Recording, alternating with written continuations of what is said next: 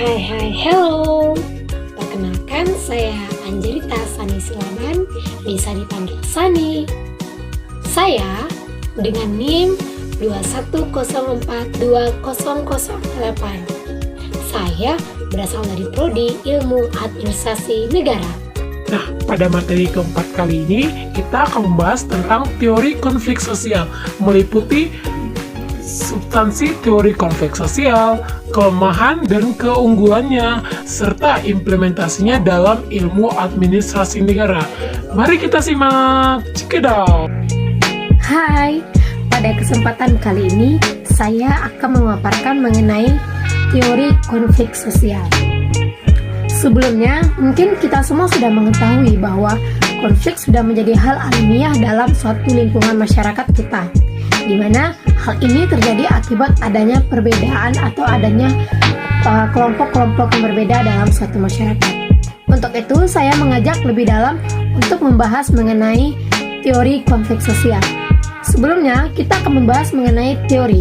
Teori adalah suatu kumpulan gagasan, pernyataan atau ide di mana hal ini akan menjadi cermin dalam suatu konflik dalam kelas-kelas sosial nanti, di mana ia akan berkaitan dengan hal-hal logis. Dan secara etimologis, konflik adalah segala sesuatu mengenai perkelahian, pertengkaran, atau perdebatan untuk mencapai suatu hal yang berbeda, untuk mencapai memenangkan suatu hal yang berbeda dalam masyarakat, baik itu perbedaan pendapat atau perbedaan tujuan. Nah, konflik tidak segalanya berbentuk kekerasan jika segera dimediasi atau segera dilakukan mufakat untuk menyelesaikan yang namanya konflik tadi. Konflik juga bisa disebabkan oleh dua hal, yaitu akibat adanya perbedaan secara horizontal dan vertikal dalam suatu kelas masyarakat. Perbedaan horizontal ini yaitu perbedaan mengenai etnis, perbedaan mengenai suku bangsa, ras, agama, atau keyakinan, atau hal yang lainnya. Dan secara vertikal, konflik yang ditimbulkan secara vertikal biasanya itu diakibatkan adanya perbedaan kelas-kelas sosial, seperti ukuran kekayaan, profesi, jabatan, dan hal-hal lainnya. Dan untuk itu, saya akan juga menjelaskan mengenai lebih dalam mengenai teori konflik sosial. Nah, teori konflik sosial itu sendiri secara umum adalah suatu teori di mana ia tidak memandang perubahannya itu bukan dari penyesuaian suatu nilai-nilai dalam suatu masyarakat, di mana hal ini bersimpangan dengan nilai-nilai yang ada dalam suatu masyarakat. Namun, hal yang menyimpang inilah yang akan menyebabkan terjadinya konflik sosial dan membawa suatu perubahan. Dan suatu perubahan ini bisa dikatakan bersifat negatif maupun positif. Itu tergantung bagaimana masyarakatnya atau orangnya atau individunya melakukan atau memahami apa yang akan terjadi ke depannya, apa yang akan dialami ke depannya. Itu tergantung pada masyarakat masing-masing. Nah, ada nggak sih pernyataan lain tentang teori sosial ini? Yuk kita simak berikutnya. Secara umum atau dalam pernyataan lain, teori sosial juga bisa dinyatakan seperti any theory or collection of theories that emphasize the role conflict, especially between groups that in classes in human societies. Artinya, beberapa antara kelompok-kelompok dan kelas-kelas sosial dalam kehidupan sosial masyarakat. Nah, jadi teori sosial ini bisa dinyatakan dalam beberapa kelompok-kelompok dan kelas-kelas sosial dalam kehidupan masyarakat. Nah, mari kita bahas mengenai kelebihan teori konflik sosial. Teori konflik sosial memiliki beberapa kelebihan. Yang pertama, teori konflik sosial menyebabkan suatu perubahan. Yang kedua, teori konflik sosial ini memperjelas aspek yang dibahas.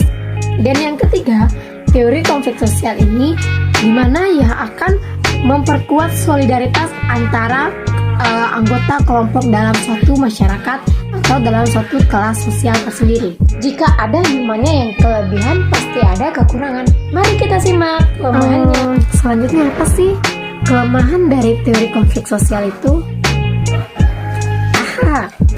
Kelemahan dari teori konflik sosial adalah Yang pertama, mengancam eksistensi dari sistem politik kita.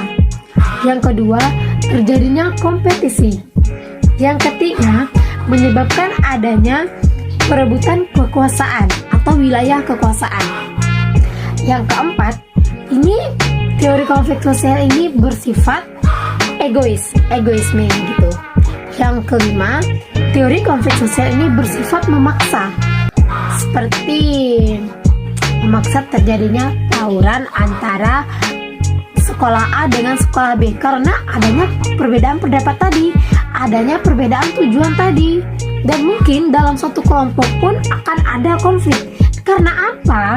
Karena setiap pemikiran manusia itu nggak sama, idenya itu nggak sama, apa yang disampaikannya, apa yang diinginkannya itu tidak akan sama. Lalu apalagi sih kelemahan dari teori konflik sosial? Yang paling parah, kelemahan dari teori konflik sosial ini yaitu menyebabkan bahaya, bukan hanya untuk diri sendiri, tetapi membahayakan khalayak banyak. Dan teori konflik sosial ini bisa berujung pada kekerasan seperti yang saya ungkapkan di awal pembicaraan tadi. Dan kekerasan ini bisa disebabkan karena apa? Karena tidak adanya mediasi atau penengahan dalam suatu konflik sosial, dan akan mengakibatkan nyawa melayang atau mengakibatkan orang jatuh sakit. Sakitnya tuh bukan emang sakit demam atau gimana, tapi sakitnya itu harus dirawat karena luka-luka, dan menyebabkan dendam tersendiri jika suatu kelompok dengan kelompok lain itu melakukan suatu konflik sosial. Berikutnya, apa sih implementasinya dalam ilmu administrasi negara?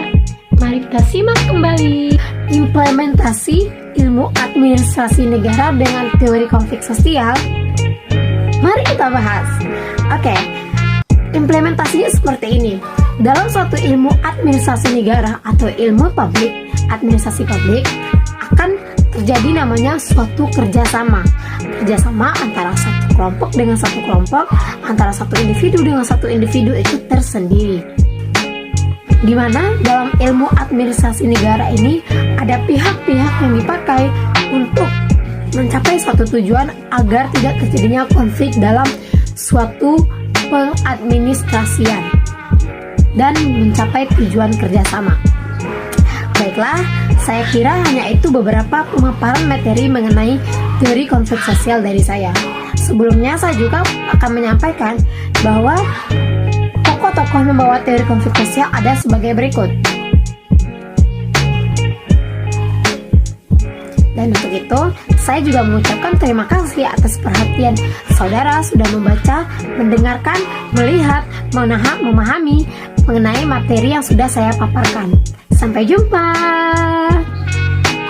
Nah, udah selesai nih materinya. Sampai jumpa buat pertemuan selanjutnya. Saya Anjerita Sani Selaban. Mohon maaf jika ada kesalahan. See you, sayonara.